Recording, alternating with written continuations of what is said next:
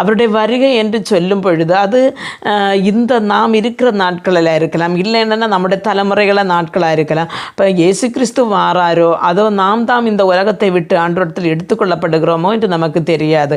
அப்போ அதனால் அதாவது அருமையான தேவனுடைய பிள்ளைகளை, ஒரு குடும்பத்தில் அல்ல ஒரு வீட்டில் உள்ள எஜமானிடம் நமக்கு ஒரு அயல் வீட்டுக்காரர்களுக்கு அன்பு இருந்தால், அப்படி சிநேகிதனாக இருந்தால் தான் அந்த வீட்டில் போய் பார்க்க முடியும். ஒரு பகைஞனாக இருந்தால் அந்த வீட்டில் போக முடியாது. அருமையான தேவனுடைய பிள்ளைகள், அதே போல் இந்த பூமியிலோட நம்முடைய வாழ்க்கைகள் இயேசு கிறிஸ்துவுக்கு அல்லனா சிலுவைக்கு நாம் பகைஞராக இருந்தால் ஒரு பொழுதும் ஆண்டவரிடத்தில் போக முடியாது.